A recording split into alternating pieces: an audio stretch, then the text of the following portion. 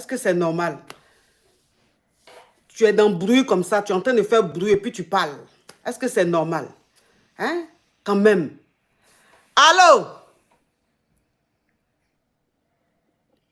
Allô? Bon, je bloque tout ça. Les perturbateurs, il y en a marre. Je bloque tout ça. On bloque tout ça, on n'a pas le temps. Allô? Allô? Allô, bonjour coach, je suis titulaire. Sortez-moi de là. Ok, on t'écoute. Ma coach, moi je sortais avec un homme marié Oui. pendant 2 ans. Cet homme m'a épousée comme sa deuxième femme. Et aujourd'hui, on a 4 enfants. Oui. Et ça fait 5 ans de mariage. J'ai jamais vu la première, mais comme un homme polygame et religieux, il lui a dit qu'il prenait une deuxième femme, mais elle n'était pas contente. Oui. Aujourd'hui, après 5 ans, elle veut me rencontrer. Pendant 5 ans, elle ne m'a pas rencontré. On ne s'est jamais vu. Chacun a sa maison. J'ai ma maison, elle a sa maison à elle. Moi, ma question aujourd'hui, c'est est-ce que je dois partir la rencontrer tant que je veux pas, j'ai pas très envie de la rencontrer. Pourquoi? Ma chérie, enlève le haut-parleur, enlève l'écouteur, s'il te plaît. J'ai pas de. Ok, donc tu coupes ton TikTok ou même ton YouTube là-bas, s'il te plaît. Ok, ça fait beau. J'ai pas mis de YouTube maintenant. Ok, on t'écoute. Oui, parce que moi, la première fois, je voulais la rencontrer, elle n'a pas voulu. Après 5 ans, je me suis mis dans mon côté, j'ai eu mes enfants, j'ai eu 4 césariennes. On ne s'est jamais rencontrés, elle n'a jamais voulu venir. Donc aujourd'hui, on dit qu'elle est malade et elle veut me rencontrer. Oui. Quand je veux préciser, moi j'ai 38 ans, elle a 50 ans, 52 ans. 52 ans, oui. Ok, donc si je comprends bien, je vais récapituler. Alors, tu étais la kisa d'un homme marié et comme il est polygame, il t'a pris comme sa deuxième femme. Il t'a marié comme sa deuxième femme. Sa femme n'était pas d'accord qu'il prenne une deuxième femme, mais il t'a quand même épousé. Il lui a dit. Non, attends ma chérie. Mais il lui a dit, elle n'était pas d'accord, mais il t'a quand même épousé. Et comme c'est un monsieur qui a les moyens, il a pris un appartement pour toi ou il a acheté un appartement pour toi. Et sa femme, ok, il a acheté une maison pour toi et sa femme aussi a sa maison. Ce qui fait qu'il fait les deux maisons. Oui. Ok. Donc, quand toi, tu es rentré dans le foyer, tu voulais rencontrer ta rivale. Tu voulais faire sa connaissance, elle ne voulait pas. Ce qui a fait que ça fait 5 ans que tu es marié. Vous avez 4 enfants, c'est ça? Oui, on a 4 enfants. Tu as fait des jumeaux? Non, ils sont très rapprochés. Ma chérie, en tout cas, tu n'as pas perdu le temps. Hein? Ok. Oui. Donc, aujourd'hui, ça fait 5 ans qu'il t'a marié, et vous avez 4 enfants. Oui. Aujourd'hui, la femme s'est dit, la première, ta coépouse, elle est malade aujourd'hui. Elle a 52 ans. Toi, tu as 30 combien? 38. Tu as 38 ans, elle a 52 ans. Oui. Et aujourd'hui, elle est malade. Elle veut faire ta connaissance. Elle veut que tu viennes la voir et tout. Toi, tu ne veux plus. Oui. Tu ne veux pas. Oui, elle veut que les enfants se rencontrent. Oui. Et elle veut faire ma connaissance, mais moi, je ne veux pas. Ok. Elle veut que les enfants se rencontrent, les enfants se connaissent. Elle veut aussi faire ta rencontre, elle veut te connaître et tout. Mais toi, tu ne veux pas. Oui. Et tu ne veux pas parce que quand tu as voulu la connaître, tu as voulu que les enfants se rencontrent. Elle ne voulait pas. C'est parce qu'elle est malade aujourd'hui qu'elle a besoin d'une réconciliation en quelque sorte. Oui. Ok. Et maintenant, je n'ai jamais dénigré. Chacun était à sa place. Elle n'a jamais entendu de mon nom. On a les mêmes amis en commun. En fait, elle ne m'a jamais entendu. C'est comme si j'étais, je ne sais pas, comme un ombre. Oui. Je suis là, mais elle ne me voit pas. Oui. Ok, d'accord. D'accord. Et ton mari, il dit quoi? Ton mari, est-ce que ton mari te demande d'aller voir ta coépouse ou il est d'accord avec le fait que tu ne veux pas aller? Il est d'accord pour tous les points. Il veut que je la rencontre. Mais il me comprend aussi. Moi, j'ai eu mes enfants. Quand j'avais besoin d'aide, elle n'était pas là. Elle n'est pas obligée, je sais.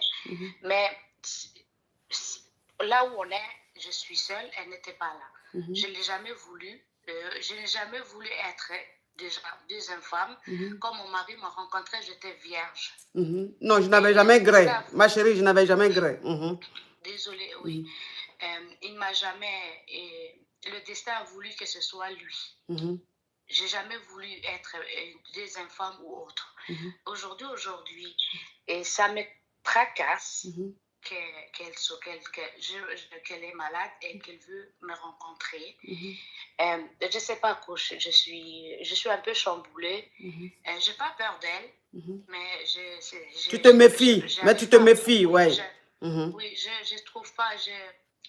Je ne sais pas, je ne trouve pas les mots pour t'expliquer, mais je veux juste que vous me conseillez. Je vous écoute, j'écoute aussi les autres personnes qui appellent quand c'est tutélaire et TISA, mais je ne sais pas, je veux juste savoir, est-ce que je dois y aller la rencontrer ou je reste à mon côté et garder mes enfants et rester tranquille chez moi? Ok. Alors, ce que tu dis, je comprends. Et ça dépend aussi de comment tu es en train de vivre la polygamie, tu vois. Ce qui veut dire que cette femme-là...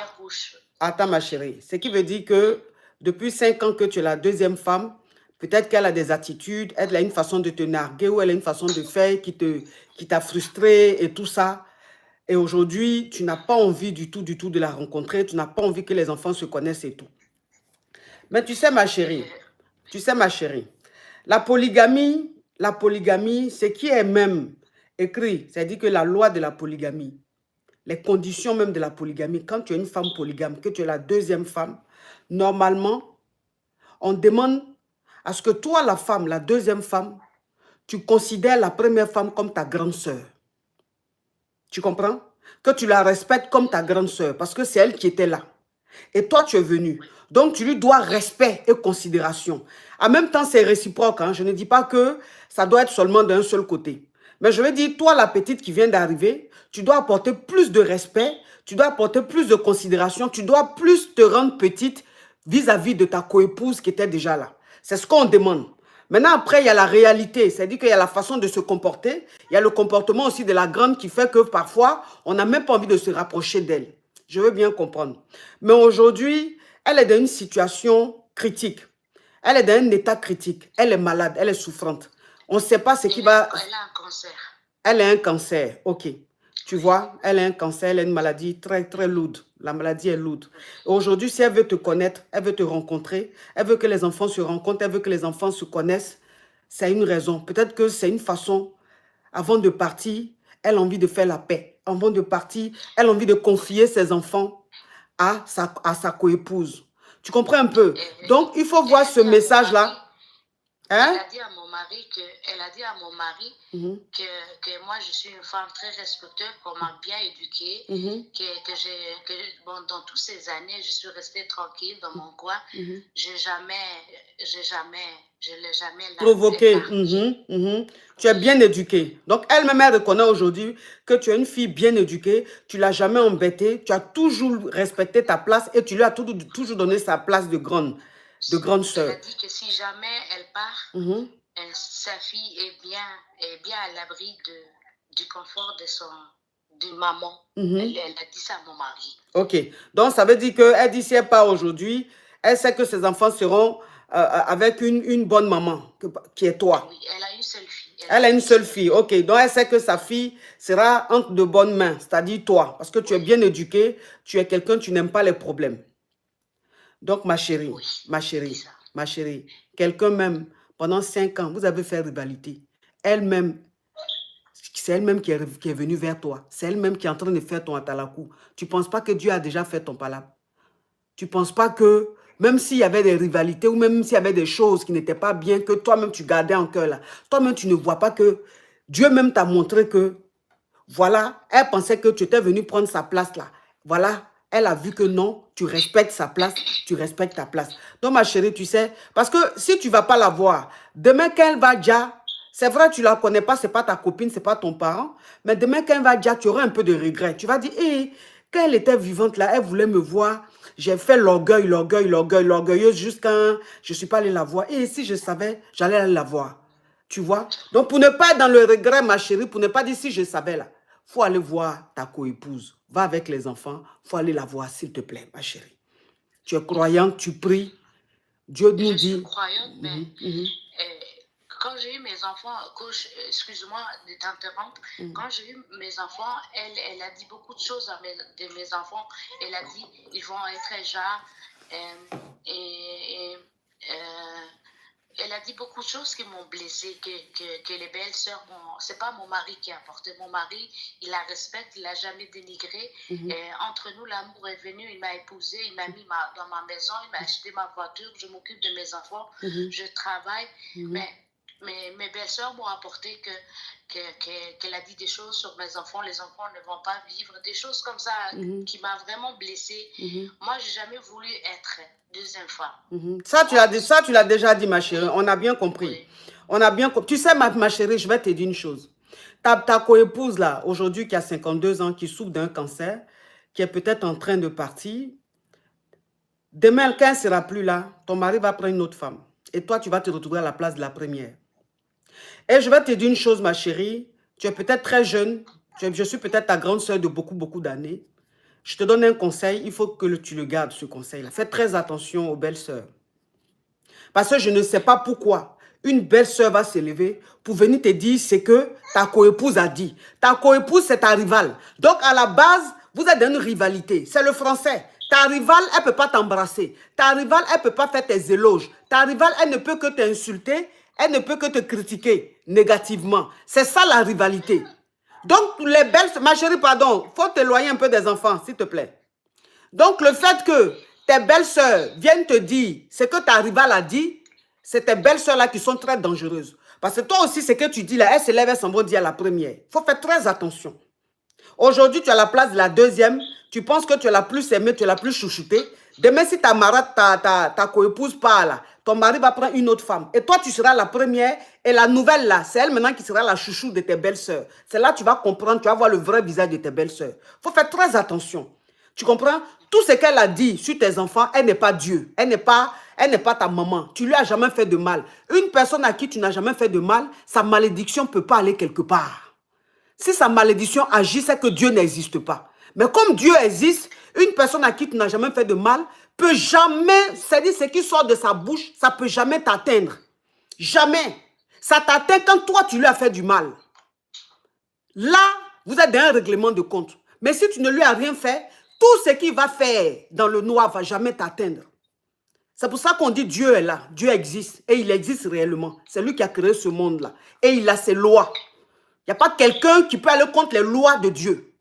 Tu comprends un peu? Le diable peut remuer sa queue, mais il n'ira nulle part. Il n'arrivera nulle part. C'est Dieu qui a toujours le dernier mot. Il faut aller voir ta coépouse, ma chérie. Va voir ta coépouse. Il faut aller voir ta coépouse, s'il te plaît. Ça va te grandir. Je suis pas sénégalaise, coach. Tu es quoi? Je suis l'Afrique de l'Est. Ça, c'est où ça? Soudan. Ah, Soudan. Ah, d'accord. Donc, il faut aller voir ta coépouse, ma chérie. Dieu va encore plus te grandir. Tu as compris? Merci. Courage à toi, ma chérie. Au revoir. Au revoir. On t'apporte, mes amours. On t'apporte. Allô?